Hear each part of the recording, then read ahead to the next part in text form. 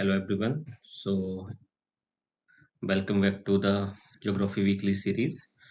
This is part one from the last month, 15 July to 31st of July.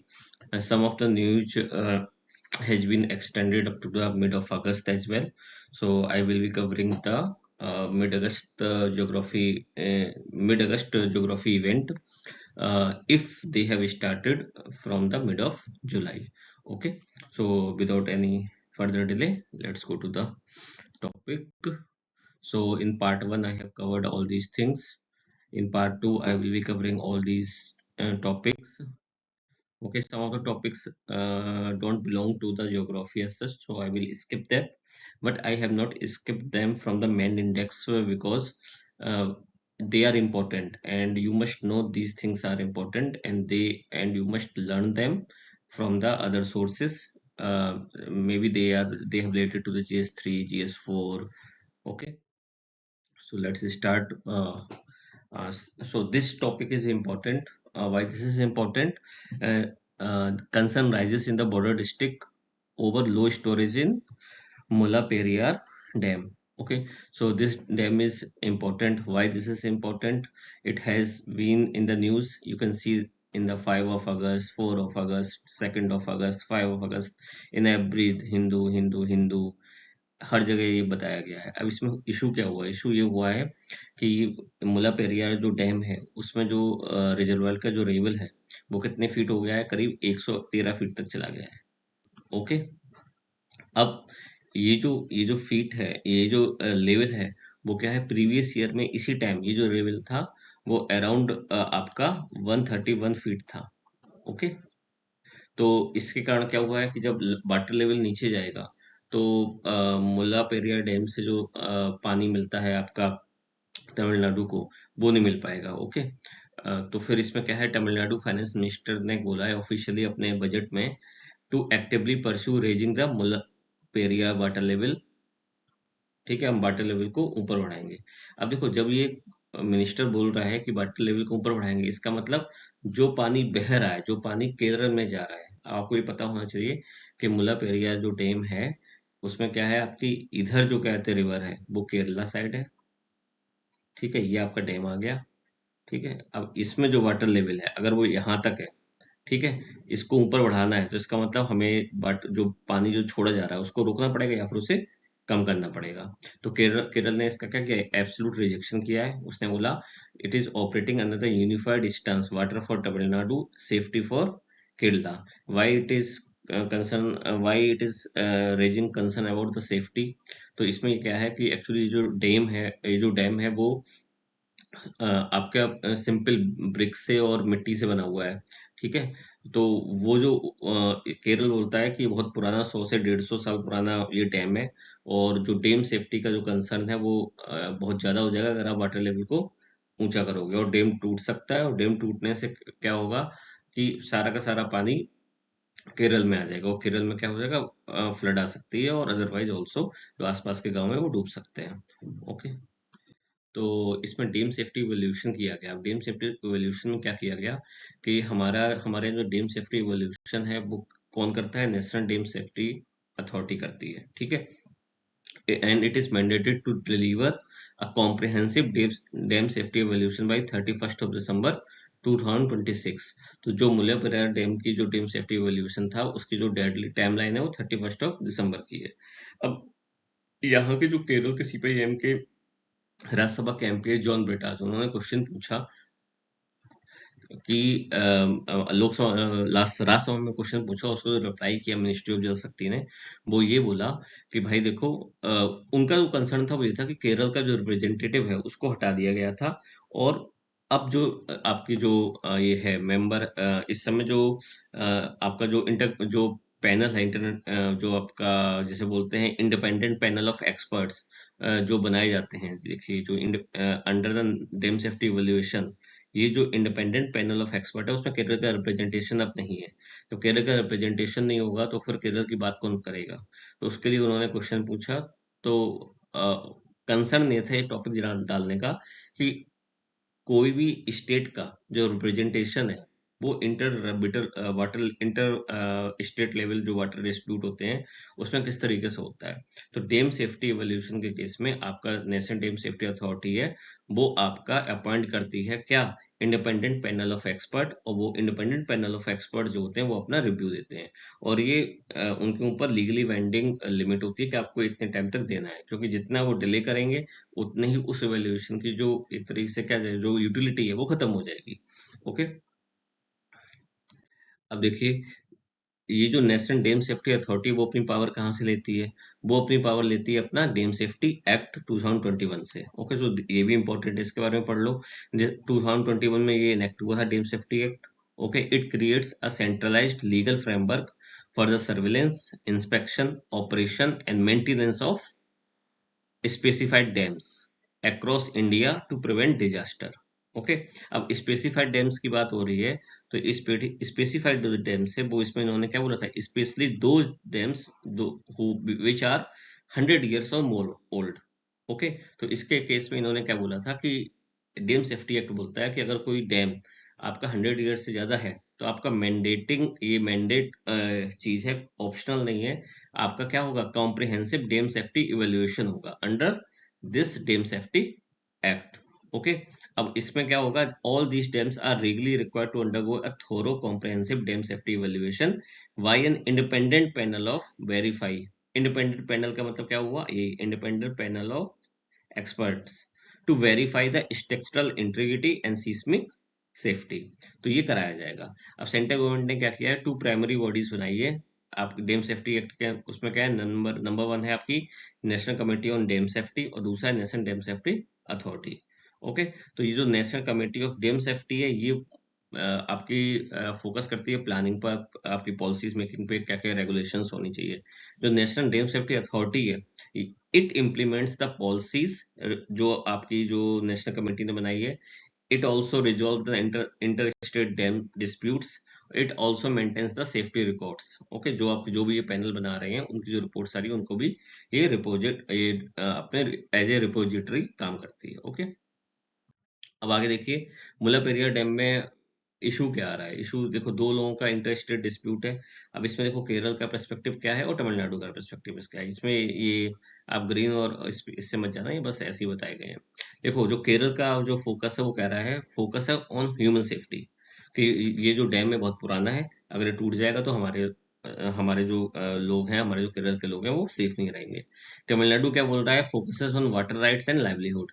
Water rights और livelihood क्यों, क्योंकि जो तमिलनाडु है, तमिलनाडु इसके पानी को अपने अपने तमिलनाडु में एज ए इरिगेशन की तरह यूज करता है। ओके, उसके बाद कंसर्न क्या है केरल का, जो मैंने बताया कि भाई 130 साल पुराना है, सिस्मिकली एक्टिव जोन में पाया जा रहा है, और इस अगर ये फेल होता है तो लगभग 30 से 50 लाख लोग जो डाउन स्ट्रीम रहते हैं केरल में, उनकी लाइफ पर बहुत ज्यादा खतरा है।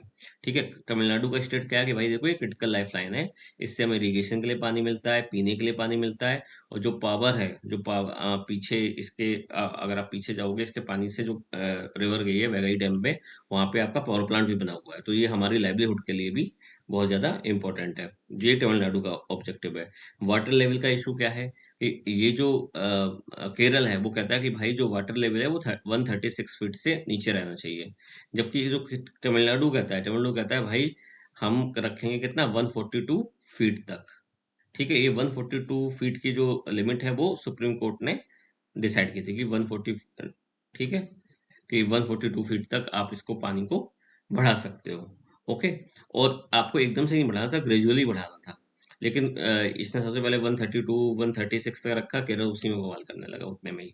ठीक है, अब प्रपोज्ड सोल्यूशन क्या है, जब ये इशू नहीं हो रहा है, मतलब तो फिर केरल बोलता है कि भाई एक नया डैम बना लो, कहाँ, इसको डिकमीशन कर दो और एक नया डाउन स्ट्रीम बनाओ। अब देखो, डाउन स्ट्रीम बनाएंगे तो वो पूरा का पूरा किसके अंदर आ जाएगा, केरल के अंदर आ जाएगा, और केरल का पूरा राइट हो जाएगा। जबकि तमिलनाडु कहता है कि भाई हम तो, ऑब्वियस सी बात है वो तमिलनाडु अपोज करेगा, क्योंकि ये जो डैम है मुराबरा डैम, ये अभी भी केरल के अंदर है, बाउंड्रीज की केरल के अंदर है, ज्योग्राफिकली ये केरल के अंदर है, लेकिन इसके सारे राइट्स दो हैं, ऑपरेशन में मेंटेनेंस, और इससे जो भी आपका वाटर कैसे शेयर करें, वो सारे राइट्स तमिलनाडु के पास हैं। तो ये सारे के सारे राइट्स, नया अगर डैम बनेगा तो वो केरल के पास चले जाएंगे। ओके, करेंटली जब था 4 अगस्त को, इसका जो मुरबरा डैम में जो वाटर लेवल था 119 तक ऑलरेडी पहुंच चुका था। मैंने अभी पिछली स्लाइड में बताया वो 113 के करीब था, अभी 120 मीटर 120 फीट तक पहुंच गया था। मे बी अब धीरे धीरे बरसात आ रही है तो ओबियस सी बात है वाटर लेवल बढ़ेगी। ठीक है, अब देखो इसमें इशू क्या है। इशू देखो ये है कि देखो ये है आपका डैम, यहाँ पे आपका डैम है। ठीक है, इस डैम से ये आपका रिजर्वायर हुआ, और ये डैम, ये जो है पेरियार रिवर ऐसे चली जाती है केरल में। ये पूरा एरिया केरल का है। ठीक है, यहाँ से आपकी एक कैनाल जाती है, इसी रिजर्वायर से निकलती है, और वो ऐसे घूम के एकदम कहाँ जाती है आपकी वेगाई डैम में। ये आपका वेगाई डैम हो गया। इस वेगाई डैम में पानी कहाँ से आता है, इससे आता है, और वेगाई डैम से आपका जो water send to Tamil Nadu by canal ही कैनाल है। ओके, इसके बाद ये जो पानी है वो आपका कहाँ जाता है, ये मधुरीपुरा एरिया है आपका, ये आपका पेरियार मेन कैनाल हो गई। ठीक है, ये आपकी होगी वैगई रिवर। तो ये आपका पूरा इस तरीके से घूमते हुए ये कहाँ पहुंच जाता है, वैगई रिवर में, और फिर वैगई रिवर कहाँ पे चले, वैगई रिवर से पूरे तमिलनाडु में चला जाता है। तो एक तरीके से क्या हुआ कि अगर मैं आपको बताऊं यहाँ पे कि ये आपकी पेरियार रिवर है। ठीक है, ये यहाँ पे इन्होंने डैम बनाया। ठीक है, डैम बनाई, ये आपका रिजर्वायर हो गया। ठीक है, ये आपकी पेरियार रिवर हो गई, पेरियार रिवर। ठीक है, ये आपका हो गया केरल, ये हो गया आपका तमिलनाडु। ठीक है, अब अब इसमें यहां से आपकी गई आपकी कैनाल। ये जो कैनाल है, इसमें इन्होंने यहाँ पे इन्होंने क्या बना दिया है, वैगई डैम। और यहाँ आपकी वैगई रिवर यहाँ से स्टार्ट हो गई आपकी, यहाँ से आपकी वैगई रिवर स्टार्ट हो गई। तो ये पूरा एरिया तमिलनाडु में जाता है। तो ये जो पानी है यहाँ पे, ये पानी के पानी, ये पानी यूटिलाइज कौन कर रहा है, डाइवर्ट हो रहा है कहाँ पर, तमिलनाडु की ओर।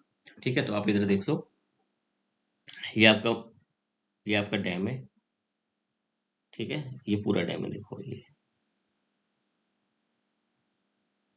ठीक है, यहाँ से देखो ये जो है पेरियर पावर स्टेशन, ये आपकी गई है कैनाल। मैं इससे करूँ, ये आपकी गई है कैनाल पूरी, ये आपकी कैनाल गई। ये आपका डैम आ गया वैली डैम, और उसके बाद फिर वैली रिवर स्टार्ट हो गई। ठीक है, तो ये ऐसे पानी डाइवर्ट हो रहा है, और ये जो रिवर है वो देखो ये गई। ठीक है, यहाँ पे आपका इदुक्की डैम है।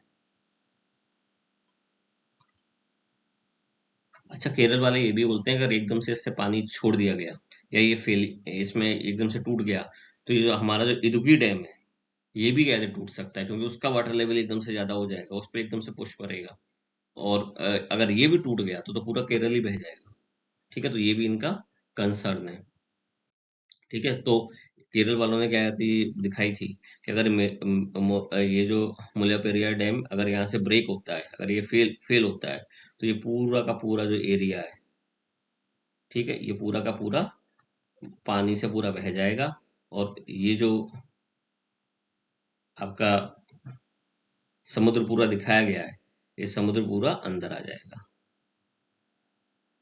अगर आप देखो तो ये इस तरीके से हो जाएगा।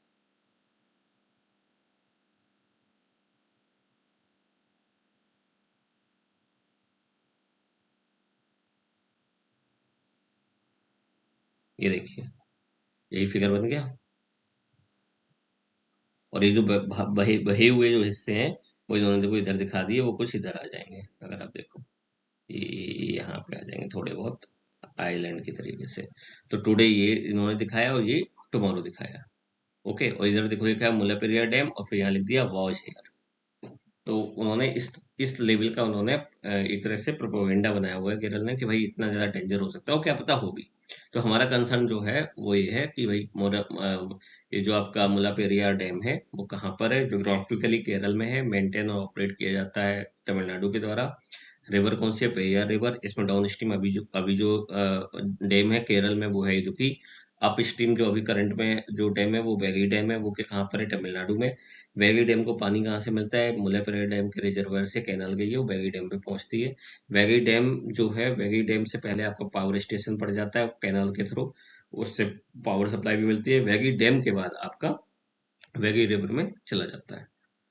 ठीक है, ये हो गया। अब नेक्स्ट टॉपिक आपका आ गया Ladakh to set up autonomous hill council for 7 district. अब देखो आपका जो लद्दाख है, लद्दाख में आपके ऑटोनोमस पहले जो डिस्ट्रिक्ट थे केवल 2 थे, लेह और कारगिल। अब पहले तो डिस्ट्रिक्ट बढ़ाए गए और डिस्ट्रिक्ट बढ़ाने के बाद उन्होंने ये बोला कि इन सारे डिस्ट्रिक्ट में आपकी क्या होंगी, आपकी ऑटोनोमस हिल काउंसिल भी होंगी। जो नई डिस्ट्रिक्ट कौन कौन से हो गए, सम, नुब्रा, छांगथांग, जंस्कार एंड द्रास, ये 5 नए डिस्ट्रिक्ट बनाए गए, अप्रैल में बनाए गए थे। और अभी उन्होंने जुलाई में क्या कहा है कि इन सारे डिस्ट्रिक्ट में नई ऑटोनोमस हिल काउंसिल बनेगी। ओके, तो कौन कौन से डिस्ट्रिक्ट हैं आपके, कारगिल हो गया, जंस्कार हो गया, छांगथांग हो गया, लेह हो गया, साम हो गया, नुब्रा हो गया और द्रास हो गया।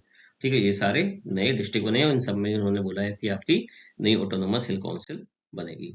ऑटोनोमस डिस्ट्रिक्ट हिल काउंसिल काउंसिल, ये स्पेलिंग गलत होगी, sorry, COUN।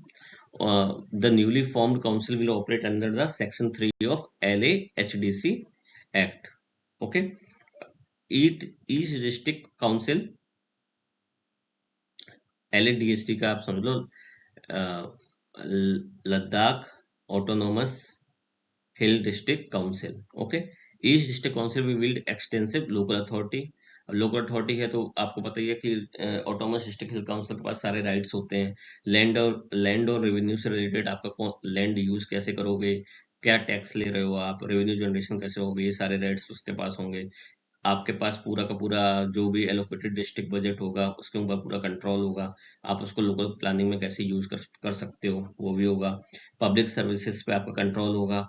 Means public services क्या होगी, प्राइमरी हेल्थ केयर, उनकी गवर्नेंस कैसे करनी है, लोकल स्कूलिंग कैसे करनी है, टूरिज्म को कैसे आपको एडजस्ट करना है, इंफ्रास्ट्रक्चर कैसे बनाना है, इन सारों की प्लानिंग भी आपके हाथ में होगी, प्लस इसका फंड भी आपके हाथ में होगा। और देखो फंड जो है दो दो जगह से आ सकता है। एक तो आपका जो आपका स्टेट का बजट होता है, अभी यूटी है तो इसके पास बजट कहाँ से आएगा, सेंटर से बजट आएगा। ठीक है, प्लस जो आपका जो स्टेट फाइनेंस कमीशन के थ्रू आता है बजट, स्टेट फाइनेंस कमीशन वो देता है आपके PRI के डेवलपमेंट के लिए, वो भी फंडिंग आती है, वो डायरेक्ट इसमें मिलेगी। अब इसमें इशू ये हो जाएगा कि आपकी जो ऑटोनोमस हिल काउंसिल और वहाँ की जो डिस्ट्रिक्ट एडमिनिस्ट्रेशन है ब्लॉक लेवल पे, उनके बीच में फंड कैसे आता है, क्या यूज होता है, इसके ऊपर अभी डिस्कस होना अभी वहाँ बाकी है। ओके, एम्प्लॉयमेंट के लिए भी it will be the authority to conduct recruitment for district cadre government post. अब डिस्ट्रिक्ट कैडर गवर्नमेंट पोस्ट का मतलब क्या हो गया, जैसे आपकी लेखपाल की पोस्ट हो गई, ठीक है, या फिर आपके ग्रुप C और ग्रुप D की जो पोस्ट हो गई, जिनको आप SDM या DM अपने लेवल पे अपॉइंटिंग अथॉरिटी, अगर DM और SDM होते हैं तो डिस्ट्रिक्ट लेवल की जॉब कही जाती है। ओके, अब हो गया आपका इसके अब बताते हैं कि थोड़ा डीप में चलते हैं।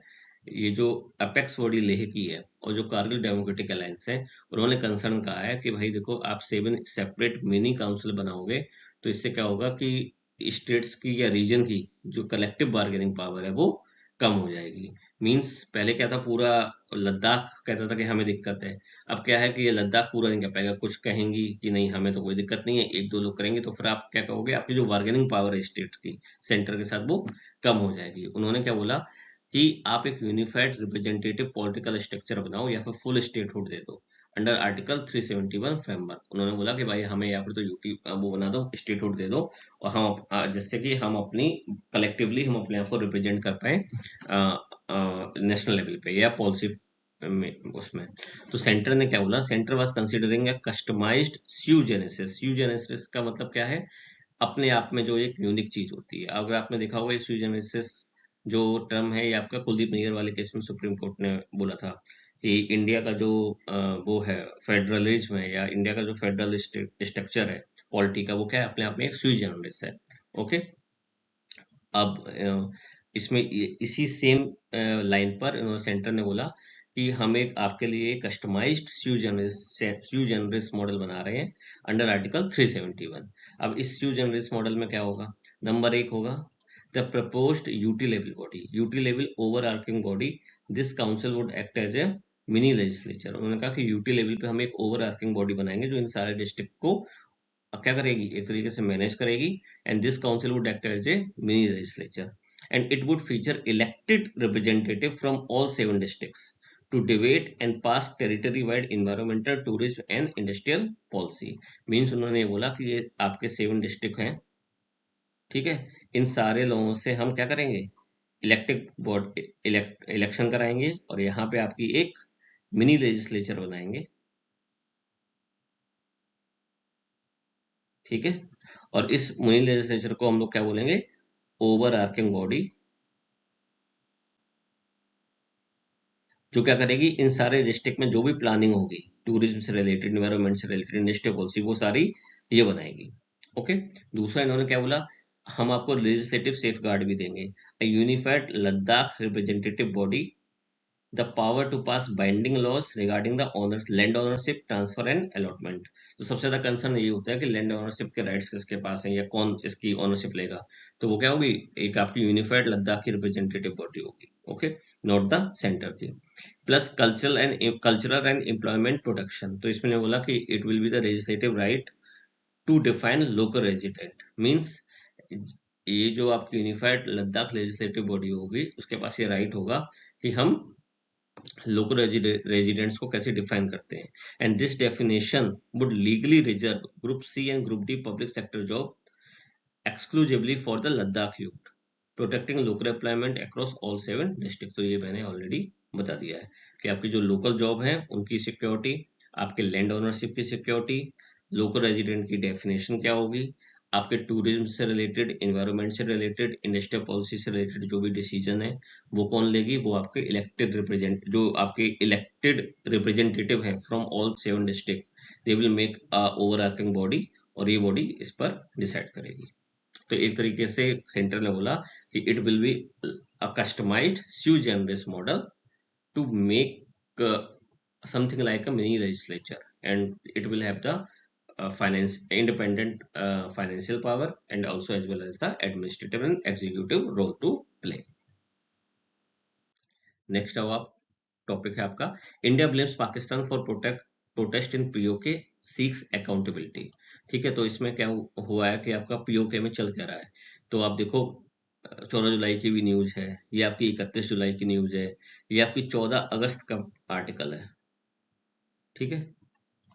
तो तभी मैंने ये वाला जो वीडियो था थोड़ा सा मैंने वेट किया, क्योंकि कुछ न्यूज ऐसी थी जो देवर इन कंटिन्यू, मीन्स उनमें अपडेट आती ही जा रही थी, और जब तक वो कोई भी चीज ना कंक्लूड ना हो तो उस पे आधे में मैं वीडियो बनाऊं फिर आधे में अपडेट दूं। तो आप एक वीडियो देखो, आपको कुछ अलग एक मैसेज जाए, नेक्स्ट वीडियो अगर आपने मिस कर दिया तो जो मैसेज था वो इनकम्प्लीट हो या फिर क्या पता टोटल रिवर्सल हो जाए।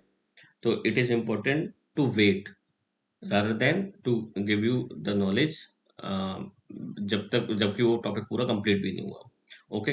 तो हुआ क्या है कि पीओके में काफी ज्यादा आपका जो सिविक बोर्ड, वहाँ के जो सिविल रिप्रेजेंटेटिव बॉडी है, उसने बहुत ज्यादा वो किया कि प्रोटेस्ट हुआ वहाँ पर, वहाँ के इलेक्शन कैसे हो रहे हैं, वहाँ पे कुछ लोगों को, वहाँ के उन लोगों को मार दिया गया, सस्पिशियस डेथ हुई, किलिंग हुई, ठीक है, उनकी जो डिमांड्स है वो फुलफिल नहीं हुई, किसके लेवल पे, डिटेल में बात करेंगे इसमें। बस इंडिया ने ब्लेम किया है कि भाई देखो, आप जो ये अनलीज रूथलेस फोर्स यूज कर रहे हो पीसफुल सिविलियन में, तो वो तो कहेंगे इंडिया के, जब इंडिया में होता आर्टिकल 370 चल रहा था तो पाकिस्तान में इस तरह के निकल रहे थे। तो चलिए जानते हैं कि इशू क्या है। इशू ये है कि ये जो प्रोटेस्ट था वो सिविल राइट ग्रुप है वहाँ पे, जिसका नाम है ज्वाइंट आवामी एक्शन कमेटी, इसके अंडर में हुआ था। और उनका जो मेन पर्पस था वो था कि भाई देखो, इन्फ्लेशन बहुत ज्यादा हो रही है, इलेक्ट्रिसिटी की कॉस्ट भी बहुत ज्यादा बढ़ रही है, और अनफेयर रिसोर्स एलोकेशन हो रहा है। मींस जैसे ये जो पीओके है, पीओके में आपकी नीलम वैली हुई, ठीक है, नीलम वैली में आपके जितने भी पावर प्लांट है, ठीक है, उन पावर प्लांट में जो जॉब है वो किन लोगों को मिल रही है, उस पावर प्लांट से जो इलेक्ट्रिसिटी जनरेट हो रही है वो कहाँ जा रही है, उससे उसका जो फायदा हो रहा है गवर्नमेंट को, उस उन पैसों से आपका जो पीओके है उसका डेवलपमेंट हो रहा है, नहीं हो रहा है। या फिर आप वहाँ पे नीचे थोड़ा जाके मंगला डैम भी है, ठीक है। अब मंगला डैम से अगर आप मंगला डैम में जो आपकी इलेक्ट्रिसिटी या रिजर्वायर है, जो उससे फायदा मिल रहा है वो कि नहीं मिल रहा है। तो इन सारे इश्यूज पे इन लोगों ने प्रोटेस्ट किया। ठीक है, अब थोड़ा जानते हैं कि आपका ये जो जेके जेएसी क्या है। तो जे जब ये है Jammu Kashmir joint Awami action committee. ठीक है, अब इसमें क्या है, ये जो पाकिस्तान का पॉइंट ऑफ व्यू था, या पाकिस्तान की जो पॉलिटिकल रिजीम है उसका क्या था, उन्होंने ब्रांडेड कर दिया कैसे, as a enemies. India criticised Pakistan defence minister for publicly equating protesting local civilians with enemies of the state to justify aggressive kinetic action. ठीक है, अब इसमें मतलब उन्होंने एक तरीके से ये बोल दिया कि भाई आप लोग एनिमी हो, पाकिस्तान वालों ने बोल दिया, पाकिस्तान की गवर्नमेंट ने बोल दिया, जो प्रोटेस्टर थे। ठीक है, जबकि ये जो प्रोटेस्टर हैं वो एक ऑलरेडी रिकॉग्नाइज्ड उनका सिविक प्लेटफॉर्म है, struggle for public rights Jammu Kashmir joint Awami action committee, and it is not a supporter of India, it seeks Azad Jammu Kashmir. Means ये न्यूट्रल रहता है, ये हमेशा कहता है कि भाई हम आजाद रहेंगे। ये नहीं कहता कि भाई हम ये इंडिया के साथ जाएंगे, पाकिस्तान के साथ जाएंगे, ये कहेंगे हम आजाद रहेंगे। ओके, अब देखो ये हुआ क्या है, ये जो प्लेटफॉर्म है ये पीपल लेड सिविक मूवमेंट है। ठीक है, ये इनका फोकस किस पे रहता है, जो वहाँ के सिविल राइट्स हैं, जो वहाँ पे लोगों को रिलीफ मिल रही है, वहाँ पे अगर बीच बीच में अर्थक्वेक आके रहते हैं, उनमें क्या रिलीफ है, अकाउंटेबिलिटी क्या है लोगों के प्रति, लोग वहाँ की गवर्नमेंट की, इनके मेथड्स क्या है, मेथड्स हैं पीसफुल मोबिलाइजेशन, नेगोशिएशन और पब्लिक अवेयरनेस। रीजन क्या है, आजाद जम्मू कश्मीर। ओके, ये लोग उस जगह को, पीओके को क्या बोलते हैं, आजाद जम्मू कश्मीर। अब देखो ये रीजन क्या है, पाक ज्योग्राफी अगर आप देखो, तो ये जो पूरा रीजन है, ये ग्रीन कलर का, ये आपका है पीओके। अब इसमें जो आप देख लो, ये जो एरिया है अपना इंडिया का, वो है पुंछ। ठीक है, और ये जो एरिया है, यहाँ पे इस बार क्या हुए थे, प्रोटेस्ट हुए थे। यहीं पे आपका, ये आपका हो गया, यहाँ पे आसपास आपकी ये नीलम वैली, यहाँ पे आपका हो गया मंगला डैम। तो ये सारे यहीं पे पाए जाते हैं। थोड़ा सा आप लोकेशन अगर आप देखो, तो ये हो गया वाखान कॉरिडोर। वाखान कॉरिडोर क्या है, ये कुछ वो हिस्सा है अफगानिस्तान का जो इंडिया से पहले टच करता था, ये इतना हिस्सा। ओके, ये आपका गिलगिट आ गया, ये आपका बाल्टिस्तान आ गया, ये आपकी जो ग्रीन डार्क डार्क ग्रीन जो रीजन दिख रहा है, ये आपकी है सक्षम वैली। ये जो सक्षम वैली है, ये पूरी पूरी पाकिस्तान ने कैसे दे दी थी, चाइना को दे दी थी 1963 में। ये जो एरिया है, ये वाला एरिया, ये जो एरिया है, ये आपका है अनमैप्ड एरिया। मींस जो लास्ट पॉइंट है वो है NJ9842। इसके बाद का एरिया है वो सीधे सीधे ये लिखा है, and henceforth towards Siachen glacier. Means जो आपका जो रेड क्लिफ थे, उन्होंने यहाँ तक, रेड क्लिफ क्यों, रेड क्लिफ के टाइम तो नहीं, अब अगर आप ये बोलो जब ये एलओसी बनी थी, ठीक है, जैसे आप बोलते थे सीज फायर लाइन। ठीक है, ये आप बोलते थे सिमला समझौते से पहले, यानी कि 1972 से पहले। इसके बाद इसको एलओसी बोलने लगे, आपके लाइन ऑफ कंट्रोल, सिमला समझौते के बाद।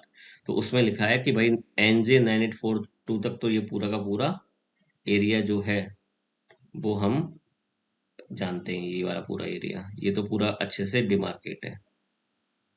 ठीक है, इसके बाद वाला जो एरिया है उसको उन्होंने लिख दिया NJ9842 and hence for towards glacier. तो यहाँ पर जो है वो इंडिया ने, अभी इंडिया का कब्जा है। ये आपका हो गया अक्साई चीन।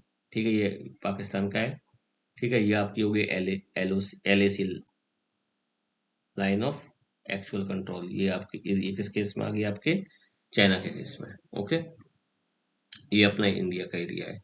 तो अगर आप देखो ना कि पूरा, अगर आप देखो तो करीब 2.26 लाख स्क्वायर किलोमीटर पूरा एरिया है, लाख किलोमीटर स्क्वायर एरिया है पूरे पाक उसका। उसमें इंडिया के पास हार्डली 1.2 लाख किलोमीटर है जो एक्चुअली में है। ओके, ऑलमोस्ट 50% इंडिया के पास है, बाकी सब पाकिस्तान और चाइना के पास है। ठीक है, नेक्स्ट देखो कोई ये पूरा एरिया है।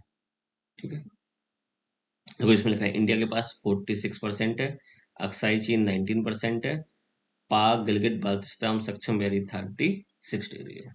ओके, अब आप देखो इसमें, अ, अगर आप देखो ये मुजफ्फराबाद है, ये आपकी पीओके की कैपिटल है, ये आपकी नीलम वेरी है। ओके, अगर आप यहाँ देखोगे, यहाँ पे जो पीओके जेके लिखा है, यहीं पे आपका पुंछ, जो ये जो पुंछ एरिया, इंडिया का जो पुंछ एरिया है, इसी के इधर इनका पुंछ एरिया है। फिर यहाँ नीचे आपका मंगला है, ये आपकी जम्मू है। ठीक है, ये आपका जम्मू है। यहाँ पे आपकी तवी रिवर बहती है। कौन सी रिवर बहती है? तवी रिवर। ओके,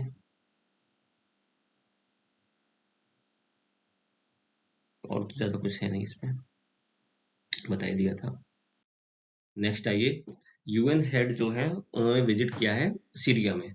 ठीक है, अब यूएन के जो सेक्रेटरी जनरल है एंटोनियो गुटरेस, उन्होंने एक लैंडमार्क विजिट की सीरिया में। अब सीरिया में विजिट क्यों की?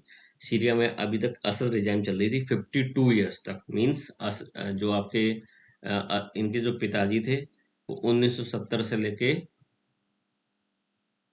अब मुझे याद नहीं है एग्जैक्टली, मतलब 24 साल तक तो शायद ये रहे हैं, और 30 साल तक इनके पिताजी रहे हैं, मतलब 2000 मान लो, या 2004 मान लो।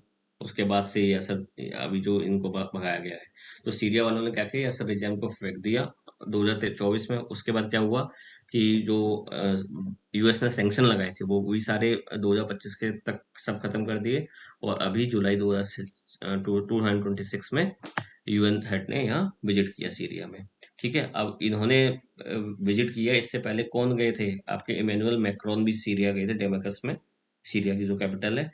वहां पर उसी होटल में आपका क्या हुआ था? After two bombs exploded near a hotel the when French where French president Emmanuel Macron spend the night.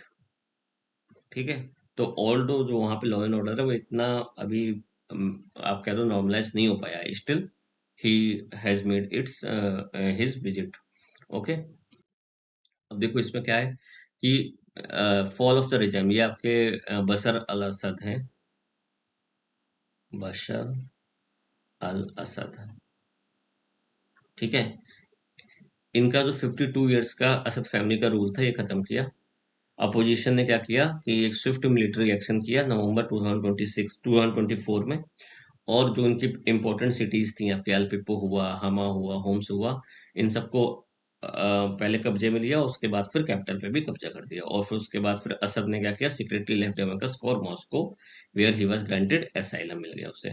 New leadership I, और इस समय जो न्यू लीडरशिप है वो कौन है? अहमद अल सरा, ये आपके इस समय हेड है। ठीक है, अब लीगल एक्शन क्या हुए? वसर अल असद को सीधे सीधे क्या बोल दिया गया, इनका ट्रायल इन अब्सेंटिया, मतलब वो प्रेजेंट नहीं थे, फिर भी इनके अगेंस्ट में केस चला।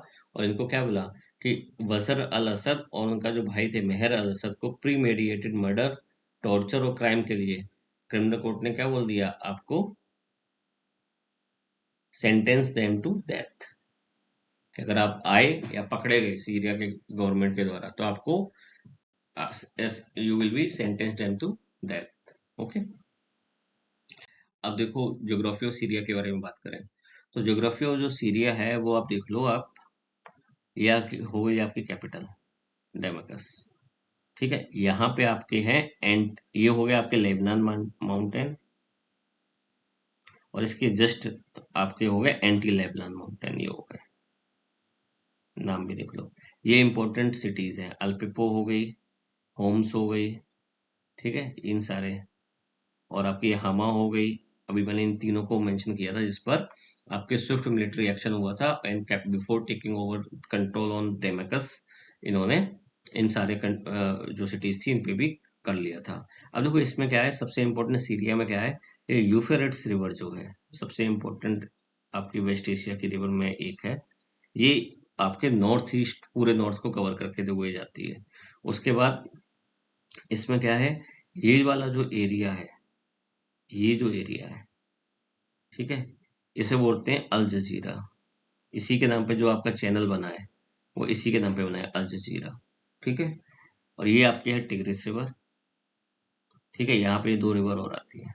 ठीक है, अल जजीरा का मतलब एक्चुअली होता है द आइसलैंड। क्या होता है? The Iceland. आइसलैंड क्यों? क्योंकि देखो यहाँ पे भी रिवर है, ऊपर भी रिवर है। ठीक है, ये पूरा रिवर से घिरा हुआ एरिया है, तो इसे क्या बोल दिया? अल जजीरा, आइसलैंड हो गया। ओके, तो ये हो गया आपका सीरिया। अब सीरिया के बगल में ये हो गया लेबनान, मेडिटेरियन सी, याद रखिए जो सीरिया है वो बॉर्डर उसका किससे मिलता है, मेडिटेरियन सी से टच करता है, जॉर्डन का नहीं मिलता। ये क्वेश्चन यूपीएससी में पूछा जा चुका है प्रीलिम्स में, मे बी 2016 में पूछा गया है या 17 में पूछा गया है। ओके, अब आप देखो ये वाला एरिया। अब इसमें देखो ये जो एरिया है जो मैंने अभी बताया, Al Jazeera means the island, the region includes the flood plains of Euphrates, ये यूफरेट्स हो गई आपकी, ठीक है। और इसकी दो ट्रिब्यूटरी और मिलती हैं, ये आपकी हो गई बालिक रिवर। कौन सी रिवर हो गई ये, बालिक रिवर। और ये जो रिवर हो गई ये हो गई आपकी खाबोर रिवर। और ये जो बीच का जो एरिया है इसे इन्होंने बोल दिया अल जजीरा या फिर द आइलैंड एरिया। ओके, यहाँ पे जो इम्पोर्टेंट जो आप माउंटेन देख लो, तो माउंटेन आपके यहाँ ये हो गए एंटी लेबनान माउंटेन। ओके, ये आपका हो गया विसरी माउंटेन, ये हो गई जबाल अबू रुजमयान, जबाल अर रुवाक। अब जवाल का मतलब होता है पर्शियन में माउंटेन, ठीक है, तो उससे आपको याद करने की नहीं है।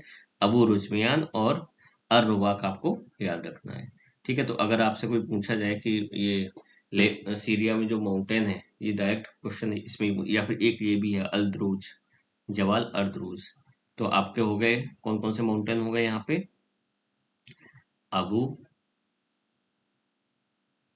रुजमयान,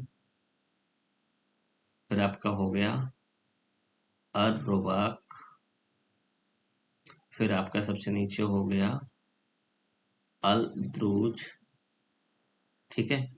इन दोनों के बीच में वेस्ट में आपका क्या आ गया, anti Lebanon mountain,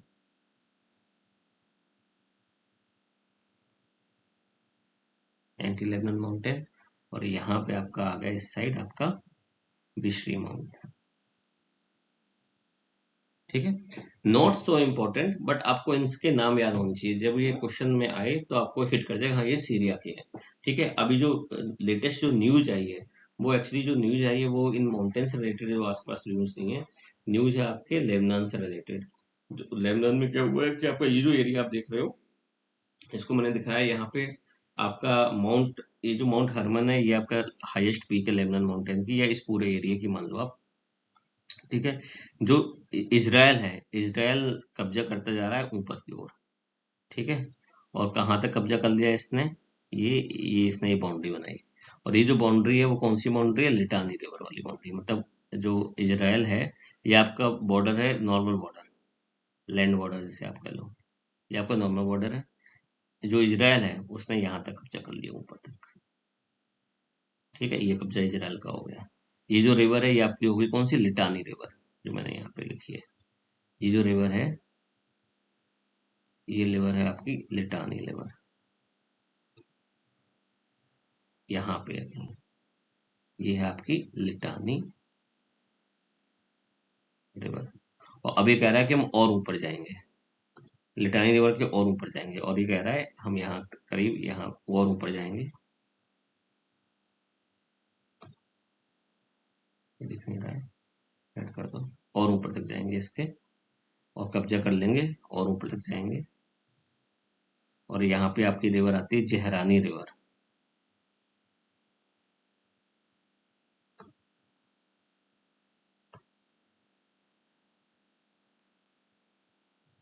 जहरानी river. Okay, तो इजराइल ने ये अपनी नॉर्थन फ्रंटियर डेवलप की है। अगर आपके क्वेश्चन में कभी भी आए कि फ्रंटियर आपके कौन से हैं, तो इसे कहते हैं फ्रंटियर। ये एक्चुअली में एक्टिव एंड डायनेमिक एग्जांपल है आपका कि how frontiers are moving and how they are different from the border. Border are fixed, see border तो यही रह गया नीचे। अगर आप देखो इजराइल और लेबनान का जो बॉर्डर है वो तो यहीं फिक्स हो गया यही, लेकिन जो ये आपका जो फ्रंटियर है वो बढ़ते जा रहा है। पहले लिटानी रिवर था, फिर उसने ऊपर बढ़ा के जरानी रिवर कर दिया। अब जो ईरान है वो एक्चुअली में यही कह रहा है कि जब तक आप इसको नहीं करोगे डीएक्सलेट, आप वापस नहीं जाओगे लिटानी रिवर के नीचे नहीं जाओ, कम से कम लिटानी रिवर तक तो जाओ, यहाँ से आपका नॉर्थ बॉर्डर तक जाइए, जो आपका लैंड बॉर्डर है उसका नीचे यहाँ तक आना चाहिए, कि आप यहाँ तक तो आओ। आप तो यहाँ पे बैठे हो बम लेके, और फिर कह रहे हो कि हमास से कह दो कि वो उतार दे, मतलब हमास से बोल रहे हो कि आप अपने वेपन्स रख दो। तो भाई हमास के रखने से क्या हो जाएगा, आप क्या लेबनान पे कब्जा कर लो, पता चला। तो ये इशू है जो आपस में अभी चल रहा है। ईरान और यूएस का जो वॉर है वो तब तक कंप्लीटली इशू उसमें रिजॉल्व तब तक नहीं होगा जब तक कि इसराइल जो है वो अपना जो ये एक्सपेंशन वाला जो अपने दिमाग में रखे हैं वहाँ के प्रेसिडेंट नेतन्याहू, बेंजामिन नेतन्याहू, जो भी उनका नाम हो, वो जब तक इससे बाहर नहीं निकलेंगे। ओके। पूरे वर्ल्ड में इस समय दो जो लीडर हैं वो सबसे ज्यादा इस समय पॉलिटिकली इंटरनल फंसे हुए हैं। एक आपके इजराइल के और एक रशिया के। और दोनों ही युद्ध में अपने इन सब चीजों को, अपनी जो इकोनॉमिकल फेलियर है इनको छिपाने के लिए युद्ध में जनता को डाल रहे हैं। ओके, एनीवे नेक्स्ट आते हैं। Grey hornbills. देखो, grey hornbills thrive again in Gir as 4 years of successful breeding revive a lost species. ठीक है, अब ये जो ग्रे हॉर्नबिल्स हैं वो आ गई किसमें? आपके गिर नेशनल पार्क में आ गई हैं। ठीक है, इसमें क्या था? स्टडी एक निकली, इसमें निकली द वर्ड करके एक जनरल है, द वर्ड करके। ठीक है, इसमें निकली the reintroduction of Indian grey hornbills in Gir, India insights into ranging, habitat use, nesting and behavioral patterns. It presents the first comprehensive assessment of reintroduction of program undertaken by the Gujarat Forest Department. Okay, तो इसमें निकली और इसमें बोला कि किस तरह से ये जो ग्रे हॉर्नबिल्स हैं वो आपके गिर में आ गए हैं। ठीक है, वैसे अगर आप देखो जो नॉर्मल जो हॉर्नबिल्स होती हैं, ठीक है, वो कहाँ कहाँ पाई जाती है? कि नॉर्थ ईस्ट में मेनली आपके अरुणाचल प्रदेश में और आपके केरल में। और इन दोनों ही स्टेट की ये स्टेट वर्ड है, हॉर्नबिल। ओके, नेक्स्ट अब आप इसमें क्या हुआ था कि आपकी जो 40 जो ये हॉर्नबिल थी वो ट्रांसलोकेट की गई थी अरावली फॉरेस्ट से और रिलीज की गई थी आपकी किसमें? गिर गिर एरिया में। ओके, इसका इनकी ट्रैकिंग और रेपुटेशन किया गया। ये बोला गया कि आप देखो जो इनका जो मेल फीमेल का जो ब्रीडिंग एरिया है वो कितना इंक्रीज हो रहा है। तो उन्होंने बोला कि जो होम रेंज है वो आपकी क्या हो गई? They found that after an initial exploratory phase, the world's home range dramatically shrank from 61 kilometer to 5.7 square kilometer, proving stable habitat adaptation। ये important है। देखो, होता क्या है कि अभी आपने एक न्यूज़ पढ़ी होगी कि एक आपका जो वल्चर था, जो शायद कुनू नेशनल पार्क में नहीं, कर्नाटक में कहीं छोड़ा गया था। आप चेक करके बताना मुझे, मैं भी ये बताऊंगा। और वो वहां पे स्टेबल, वो अपने उसका जो ग्रुप था और उनके साथ वो, उस ग्रुप ने उसे एक्सेप्ट नहीं किया और वो इधर उधर घूमता रहा। और अंत में जाके वो एक खंबे से, इलेक्ट्रिसिटी के खंबे से, पिलर से टकरा गया और इलेक्ट्रोलक्शन से उसकी डेथ हो गई। और ये मैंने इशू बकायदा लास्ट टू लास्ट जो आपका ज्योग्राफी वीकली है उसमें मेंशन किया था। वहां पे किस तरह से आपके जो एडेप्टेशन के लिए जो भी छोड़े जाते हैं आपके जो वर्ड हैं वो अडेप्ट नहीं कर पाते हैं। और जब अडेप्ट नहीं कर पाते हैं तो वो डर जाते हैं, डरते हैं तो वो दूर भागते हैं। दूर भागते हैं तो फिर उनका सिग्नल है बहुत दूर दूर तक जाता है। और उस सिग्नल को अगर पूरी एक रेंज बनाते हैं तो उनका रेंज का जो एरिया है बहुत बढ़ जाता है। जब ये एरिया कम होने लगता है तब होता है कि हाँ भाई, ये जो है इसी एरिया में स्टेबल हो गए हैं और इतने में ये आएंगे। उसे कहते हैं हेल्दी रिहैबिटेशन। तो वो यहाँ पे अचीव कर लिया गया। ठीक है, ब्रीडिंग प्रोग्रेशन में क्या बात हुई? The initiative recorded just one breeding pair in its first year. By the second year 3 additional pair. उसके बाद फिर ये ब्रीडिंग साइकिल इंक्रीज होता गया। ओके, अब देखो हैबिटेट और नेस्टिंग बिहेवियर क्या है। ठीक है, अब इसमें देखो इसका जो कहते यहाँ पे जो मिक्स्ड और डेसिडुअस आपका जो फॉरेस्ट पाए जाते हैं, टेक्टोना ग्रैंडिस, टेक्टोना ग्रैंडिस यहाँ पर ठीक हो गया। इसमें बकायदा ये ऊपर अपना घोंसला बना लेते हैं आपके ग्रे हॉर्नबिल्स। ठीक है, ये जनरली कहाँ रहती हैं? कि जिनके large trunk girth for nesting. ठीक है, ये primary use natural cavities in गुग्गल का पेड़ और बहेड़ा का पेड़। ठीक है, ये दोनों ही पेड़ वहां पे लोकर पाए जाते हैं। इनमें जो नेचुरल कैविटीज मिलती हैं उसके अंदर ये अपना घोंसला घोंसला या नेस्ट बना लेते हैं। डाइट क्या है इनकी? बेनियन ट्री, पीपल, करमटा, धर्मन ट्री, ठीक है। फ्रूट्स जो इनके छोटे छोटे आप देखते हो, अगर मिल जो जैसे बरगद की अमावस्या पे जो छोटा सा फल होता है, या पीपल के फल मिलते हैं, इनके जो फल होते हैं वो ये खाते हैं, ठीक है।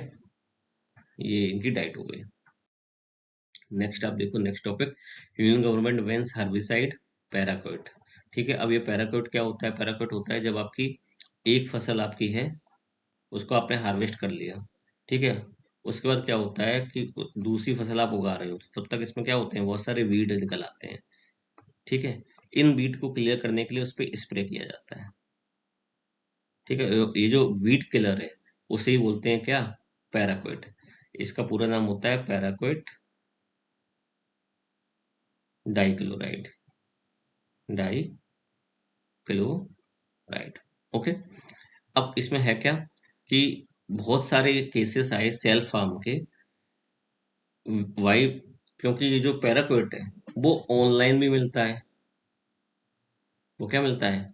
ऑनलाइन भी मिलता है। ऑनलाइन रिटेलर्स बहुत हो गए हैं, ठीक है। क्योंकि कोई दवाई तो है नहीं जो on the basis of prescription मिले, ये तो सिंपल वीड किलर है। इसकी अवेलेबिलिटी बढ़ने के कारण क्या हुआ कि बहुत सारे फार्मर सुसाइड के केस में पाया गया कि जो फार्मर्स हैं उन्होंने इसको ही खा लिया, इसका ही कंजम्पशन कर लिया, ओके। और प्लस सबसे ज्यादा इशू इसमें ये हुआ कि this chemical has no antidote. कोई इसका एंटीडोट नहीं है कि अगर किसी ने खा लिया तो हम कुछ खिला दें इसको, जैसे कि पॉइजन जो है, जैसे बोलते हैं ना जहर जहर से मरता है, तो इसका कोई जहर है ही नहीं जिससे ये मर जाए। अगर आपने एक बार खा लिया तो इसकी मोर्टेलिटी रेट भी इस चक्कर में क्या हुई, बहुत ज्यादा बढ़ जाती है। तो गवर्नमेंट ने, काफी स्टेट गवर्नमेंट ने ऑलरेडी इसको बैन कर रखा है, जैसे आंध्र प्रदेश हुआ, महाराष्ट्र ने भी किया। यूनियन गवर्नमेंट ने एक नोटिफिकेशन निकाला 13 जुलाई को,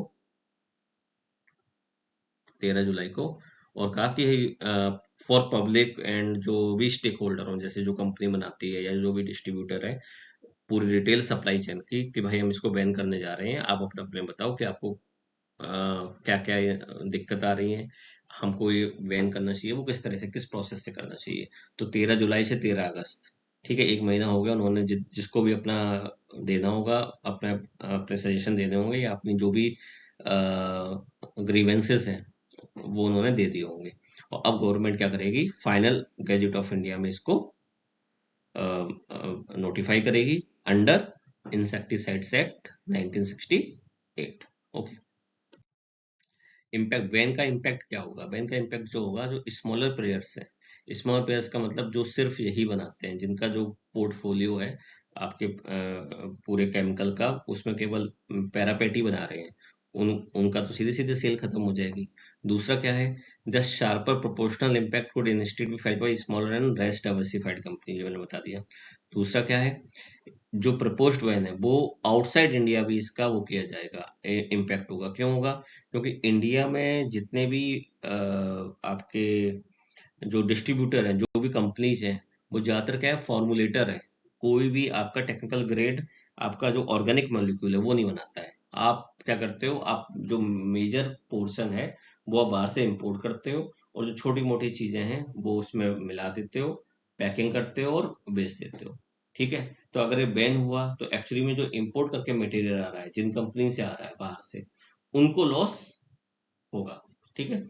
ये अपने लोगों को तो हो ही होगा, लेकिन उनको ज्यादा होगा, क्योंकि मेन रॉ मटेरियल जो इंपोर्ट का है वो है, ठीक है। उसके बाद देखो, if the final order does not provide an adequate transition or sell through period, such inventory could become difficult to sell legally. अब हुआ क्या है कि ये आर्टिकल में जो निकला था आपके इंडियन एक्सप्रेस में, उसमें ये निकला था कि डॉक्टर रेड्डी की भी रिपोर्ट आई थी। उसमें लिखा था बहुत सारी कंपनी ऐसे हैं जिन्होंने एकदम से अपनी जो इन्वेंट्री है बहुत ज़्यादा इंक्रीज कर ली है, इन द होप कि गवर्नमेंट जब इसको बैन करेगी हम लोगों को ये मौका देगी कि आपकी जो इन्वेंट्री है वो आप उसको सेल कर पाओ, ठीक है। अब होता क्या है कि लीगली तो इतनी सेल आप हर समय कर नहीं सकते हो। सपोज करो कि, अब ये चीज समझने वाली है।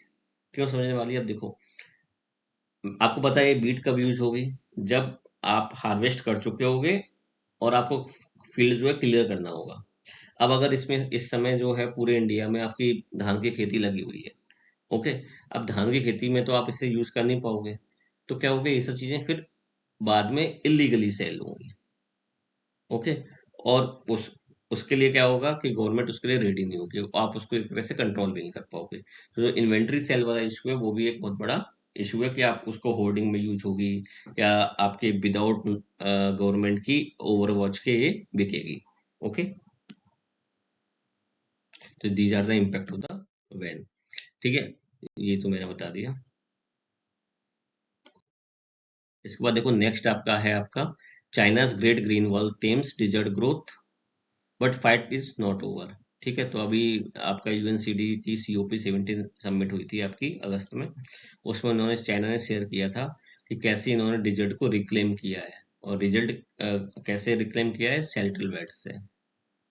जो ये सेल्ट्रल बेल्ट होती है वो क्या होती है, सेल्ट्रल बेल्ट होती है कि जैसे अगर आपका ये डिजर्ट यहाँ पे है, ठीक है, तो वो लोग क्या करते हैं, ट्री लगाते हैं।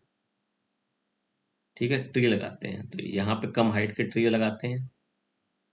ठीक है, इसके बाद ज्यादा हाइट के ट्री लगाते हैं, उसके बाद और ज्यादा हाइट के ट्री लगाते हैं।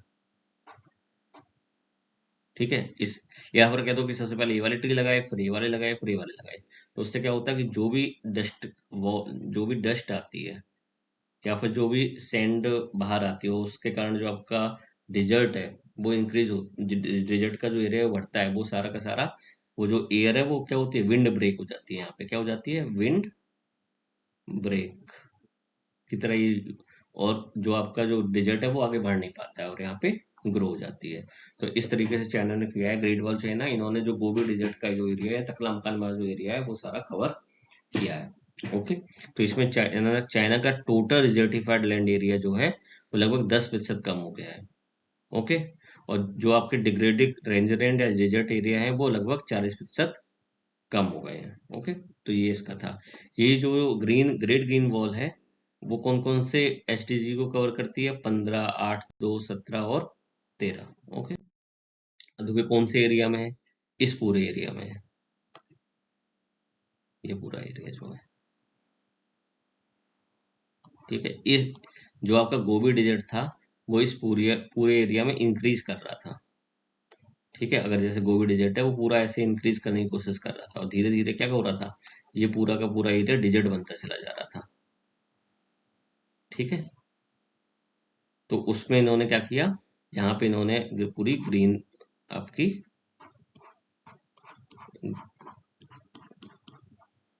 सेल्टर बेल्ट लगा दी। ठीक है, जिससे कि इनका मरना बंद हो गया। अब इन्होंने क्या बोला, ऑफिशियली इसको क्या बोला जाता है, 3 north shelter belt forest program. It is the massive green network span northern, northern east and northern western running। अब देखो 3 नॉर्थ का मतलब क्या हो गया, सारे नॉर्थ कवर कर लिए, 1, 2, 3, नॉर्थ ईस्ट, नॉर्थ और north western, running approximately 4500 kilometres in length. Environment target क्या है, ये जो गोबी डेजर्ट है spreading across northern China and southern Mongolia, इसको वहां से रोकना है। टकला मकान डेजर्ट जो है, मैं डिस्ट्रिक्ट बोल रहा हूँ, shifting sands located in the Xinjiang region of north west China. Taklamakan थोड़ा सा इधर और है, मतलब टकला मकान अगर आप देख लो तो है जो तिब्बत का जो प्लेटू है उसके जस्ट बगल में टकला मकान डेजर्ट है, वो वहां से जो है आपकी सैंडी जो विंड है वो सारे के सारे एरिया में सैंड को डिपॉजिट करती है, तो उसको रोकने के लिए। नेक्स्ट अब आओ, कौन कौन से माउंटेन रेंज यहाँ पे हैं, Yinshan, Qinlingshan, great Khingan mountains and Helan mountains. तो इनकी लोकेशन आप देखो वो इम्पोर्टेंट है, बाकी इतना नहीं है। तो आप देखो ग्रेट किंजन माउंटेन तो ये हो गया। ठीक है, इसके बाद आपका किनलिनसान, आप ये गोबी डिजर्ट ये है। ठीक है, ये आपका मंगोलियन अल्टाई माउंटेन्स है।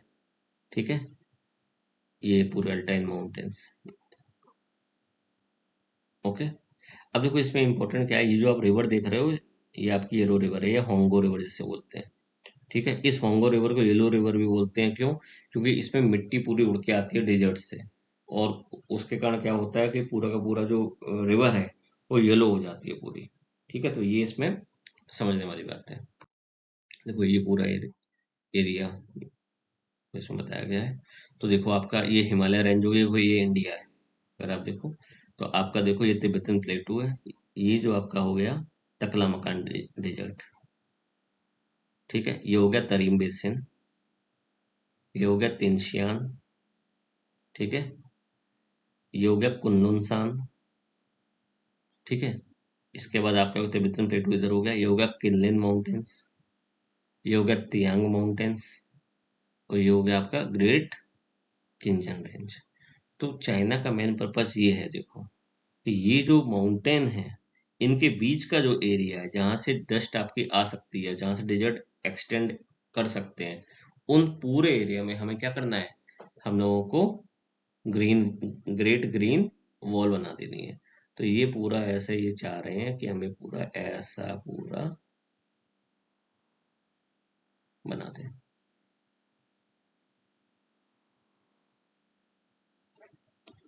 ओके, ये इनका पूरा प्लान है इसमें, जिससे कि ये जो डिजर्ट है, गोबी डिजर्ट है, वो इंक्रीज ना हो पाए। और ये एरिया वास्तव में आपका क्या डिग्रेडेड, पूरा डिग्रेड एरिया है। अब इसमें अगर आप देखो रिवर की अगर आप बात करो, तो आपकी जो हुआंगो रिवर है, जिसे वो येलो रिवर कहते हैं, वो आपकी यहीं इस कहीं कहीं से तिब्बत पर ये इन माउंटेन से कहीं निकलती है, ऐसे जाती है, फिर ऐसे होके फिर ऐसे मुड़ती है, मुड़ के ऐसे चली जाती है। ओके, ये इम्पोर्टेंट जो है, आपको ये याद रखने पड़ेंगे। ठीक है, अब क्योंकि ये ग्रेट ग्रीन वॉल की बात हुई है, तो क्वेश्चन जो है वो आपका इनकी लोकेशन पे आ सकता है कि कौन सा जो चाइना का जो वो है, नॉर्थ टू ईस्ट तो नहीं आएगा इतना, वेस्ट टू ईस्ट आ सकता है। तो आपको वो याद रखने पड़ेंगे कि आपका देखो हिमालय यहाँ आ गया, ठीक है, कुनलुन यहाँ आ गया, फिर आपका आपका किनलिंग किनलिंग माउंटेन इधर आ गए, ग्रेटर खिंगयान जो रेंज है वो इधर आ गई। ये गोबी डिजर्ट होगा, डिजर्ट के ऊपर भी आ सकते हैं, अल्टाई माउंटेन इधर हो गया। नॉर्थ टू साउथ अगर बोलोगे तो अल्टाई माउंटेन ऊपर आ गए, ठीक है। इसके बाद ये आ गया ग्रेटर खिंगयान डिजर्ट, फिर आपका आ गया तकला, ये डिजर्ट आ गया तकला मकान, तियनशियान माउंटेन ये हो गया। ये आपको याद रखने हैं, आप जब भी ये वीडियो देख रहे हो तो आप इसको अपनी कॉपी लो, उसमें आप बनाने प्रैक्टिस में बनाते चले जाओ, ठीक है। तो अगर आप नॉर्थ टू साउथ अगर आप देख रहे हो, तो सबसे पहले आपका क्या आ गया, अल्टाई माउंटेन, अल्टाई माउंटेन के जस्ट नीचे आपका आ गया ग्रेटर खिंगयान, खिंगयान माउंटेन, ये सबसे ज्यादा ईस्ट में भी है, ये वेस्ट में हो गया, ये ईस्ट में हो गया सबसे ज्यादा। इसके नीचे आपका क्या आ गया, तिनशियान, तियानशान माउंटेन, इसके नीचे आ गया आपका कुनलुन, ठीक है। उसके नीचे आ गया आपका किंगलिंग माउंटेन्स, ठीक है। तो ये आपके हो गए नॉर्थ टू साउथ। अगर वेस्ट टू ईस्ट पहुंचना है तो अल्टाई हो गया, ऐसे करके वेस्ट टू ईस्ट बना सकते हो। ओके, मेजर रिवर कौन कौन सी है, येलो रिवर हांगो मैंने बता ही दिया, ठीक है। अब ग्रेट ग्रेट ग्रीन वॉल से क्या हुआ कि millions of tons of loose silt जो आती थी सेडिमेंट्स, वो क्या हो गई, जो वो आना कम हो गया। आपकी हाई रिवर और लियाओ रिवर बेसिन जो है, targeted by upper waterside afforestation to stabilize topsoil, regulate trocar hydrological cycle and prevent agriculture runoff degradation। ठीक है, हाई और लियो रिवर जो है वो नॉर्थ साइड की रिवर है, छोटी रिवर है, ठीक है। उनमें जो है गोबी डिजर्ट का जो एक्सटेंशन है, उसके कारण क्या होता था कि काफी ज्यादा जो सोयल थी वहां की वो लूज थी, और सारी की सारी सिल्ट प्रॉब्लम होती थी। तो जब आपने भी पेड़ लगाए, तो उसकी जो टॉप सॉइल है वो स्टेबलाइज हुई, टॉप सॉइल स्टेबलाइज हुई, तो उसके कारण क्या हुआ, जो रन ऑफ है वो कम हो गया, जो रन ऑफ जो मिट्टी आती थी वो कम हो गई, ठीक है। उसका तरीम रिवर बेसिन मैंने इसमें भी होगा, enriched by recent desert is green belt in Xinjiang to preserve fragile district riparian forest and manage scarce terminal lake flow। तो तरीम रिवर बेसिन आपका वेस्ट साइड वाला जो है, ठीक है। अब देखो इनकी लोकेशन देख लो, ये होगी आपकी तरीम रिवर, ये हो गई आपकी तरीम रिवर, ठीक है। ये हो गई आपकी येलो रिवर,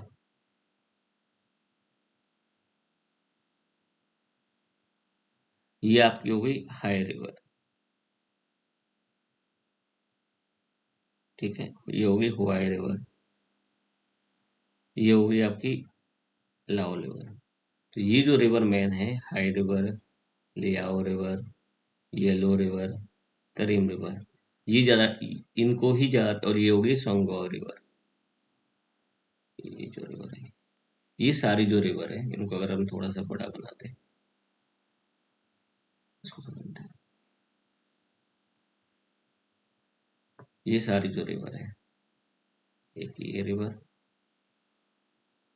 एक ये, एक ये, एक ये, और आपकी ये तो अमूर रिवर में तो इतना नहीं, क्योंकि अमूर रिवर काफी ऊपर पहुंच जाती है, तो उससे हटाओ, इसको हटा दो।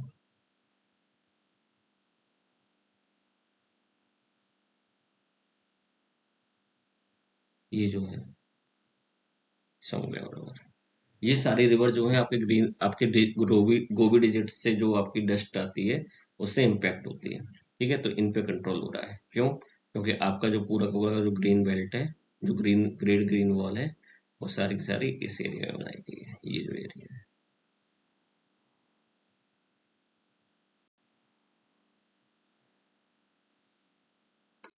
नेक्स्ट हो, ये इंपॉर्टेंट है आपको, जब भी आप ये कोई भी आपका GS1 में या GS3 में क्वेश्चन आए और उसको लिंक करना है आपको इन सारे SDG से। SDG number 15 life on land, SDG number 17 partnership for the goals that are targeting to some international important issues, goal number 2 zero hunger, goal number 8 decent work and economic growth, and 13 climate action. तो जो great green wall है, वो इन सारों को fulfil करती है। ठीक है, ये इंपॉर्टेंट है। लाइफ ऑन लैंड, क्यों? क्योंकि अरेस्टिंग डिजर्टिफिकेशन को करती है और restoring ecosystem. Climate action, carbon sink होता है, कार्बन सिंक यूज होती है, और आपकी क्लाइमेट रेजिलियंस। जीरो हंगर कैसे? एग्रो फॉरेस्ट्री और आपका जो एरेबल लैंड है उसको प्रोटेक्ट करती है। Decent work and economic growth कैसे? आपका वहाँ पे इको टूरिज्म हो रहा है, ग्रीन जॉब्स बन रहे हैं, रूरल लाइवलीहुड्स बढ़ रहे हैं। ठीक है। पार्टनरशिप कैसे? पार्टनरशिप ऐसे होते हैं कि जैसे आप ये आपका इंटरनेशनल जो फोरम हुई थी combating desert, global knowledge sharing होती है, इंटरनेशनल कोलेबोरेशन होते हैं, लोग आके देखते हैं कि भाई आपने ये कैसे किया। ठीक है, तो ये सारी की सारी चीजें ग्रेट ग्रीन वॉल जो प्रोजेक्ट है वो कंप्लीट कर रहा है। तो आपको याद रखना चाहिए कौन कौन से टारगेट पूरे कर रहा है। 15, 13, 2, 8 और 17। 15 का मतलब क्या हो गया? Life on land. 13 का मतलब क्या हो गया? Climate action. कलर चेंज करता हूँ, क्लाइमेट एक्शन। 2 क्या हो गया? Zero hunger. 8 एंड 17, 17 क्या हो गया? Partnership for goals. और आपका 8 क्या हो गया? Decent work plus economic growth. ठीक है, ये सारे हो गए आपके लाइफ ऑन लैंड। 15 हो गया आपका, 13 ये हो गया आपका, 2, 8 और 17। ये सारे इसको इन सारे टारगेट को SDG के, ये आपका जो ग्रेट ग्रीन वॉल है वो अलाइन करता है। ठीक है, नेक्स्ट आइए। कौन इसमें आपका वाटर क्राइसिस जो है, इसमें जो इशू है, चैलेंजेस क्या आ रहे हैं, वो उसके बारे में बात करते हैं थोड़ा। देखो, अगर आप एक तरीके की ट्री लगा रहे हो, जैसे इन्होंने लगा दिया पॉपुलर और बिलो ट्री, ठीक है, वो क्या है? वाटर डिमांडिंग ट्री है। क्या है? Water demanding tree. तो उसके कारण ऑलरेडी यहाँ पे हाइपर एरिडेशन है, तो वहाँ पे जो अंडरग्राउंड एक्विफर्स हैं वो सारे के सारे क्या हो गए? सीवरली डिप्लीटेड हो गए। अंडरग्राउंड एक्विफर्स का मतलब क्या है? कि डिप्लीट हो गए, leading to high tree mortality. मतलब जो ट्री की जो मोर्टेलिटी है वो ज्यादा बहुत ज्यादा इंक्रीज होगी, मतलब ट्री की जो लाइफ स्पेन है बहुत जल्दी कम हो गया। ऑलरेडी पानी नहीं था, तो शुरुआत में तो ग्रो हुए, लेकिन फिर पानी मिलना बंद हो गया, तो वो सारे डेड हो गए। क्योंकि उन्होंने जो ट्री लगाए थे वो सारे कौन कौन से ट्री थे? वाटर डिमांडिंग ट्री थे। ऑल तो वो इज, देखो इनको चूज क्यों किया गया? चूज इसलिए किया गया कि इनमें कीड़े जल्दी नहीं लगते हैं, जल्दी ग्रो हो जाते हैं, कैनोपी अच्छी होती है। ठीक है, लेकिन इनको चाहिए क्या? पानी। पानी था नहीं, तो इनकी जो मोटिलिटी है बहुत ज्यादा बढ़ गई। ओके। दूसरा क्या है? Monoculture vulnerability. अब आप एक ही तरह की स्पीसीज को लगाओगे, तो उससे क्या होगा कि अगर थोड़ी सी भी डिसीज एक में आ गई तो वो सब में फैल जाएगी। आप वैरायटी नहीं ला रहे हो। ठीक है, तो वही मैंने लिखा है, single pathogen outbreak previously wiped out a brilliant tree in single province. Okay, तो ये चीज है, ये इंपॉर्टेंट है जो इनको देखनी है।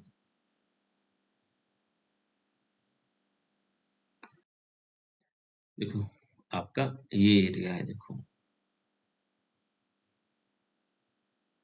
देखो ये जो प्रोग्राम है बहुत पहले से चल रहा था। तो आप ये जो चीज देख रहे हो ना डॉटेड, ये आपके लोकल लेवल पे ऑलरेडी यहाँ पर शेल्टर वेट फॉरेस्ट प्रोग्राम चल रहे थे, ये जो आप देख रहे हो।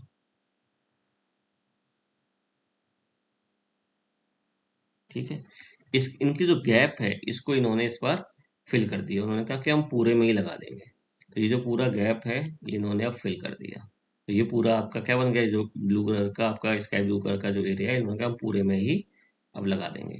तो ये जो प्रोग्राम है ये स्टार्ट हुआ आपका कब, ये 1978 से 2050 से चल रहा है। ठीक है, 72 years development programme.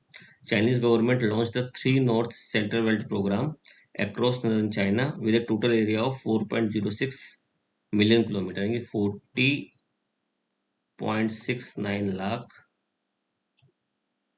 Kilometre square.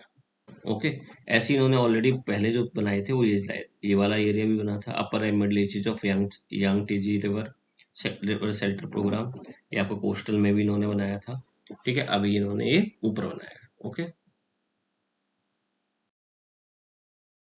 तो अगर आप डेफिनेशन की बात करो तो it is a series of human planted wind breaking forest strip.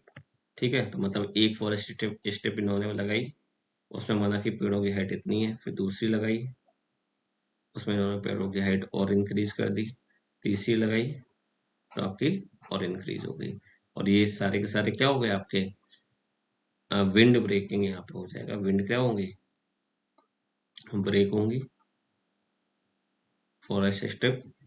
इसको ही बोलते हैं शेल्टर बेल्ट, जो हमने बताया था चाइना में। It is design to hold back the expansion of Gobi desert and provide timber to the local population. और अब उन्होंने इसमें एक चीज क्या कर दी है ऐड उन्होंने, कि यहाँ पे उन्होंने ऊपर क्या लगाना शुरू कर दिया, सोलर पैनल लगाना शुरू कर दिए। ठीक है, और इनफैक्ट उन्होंने रोबोट बनाए हैं जो अब क्या है, सोलर चार्ज है।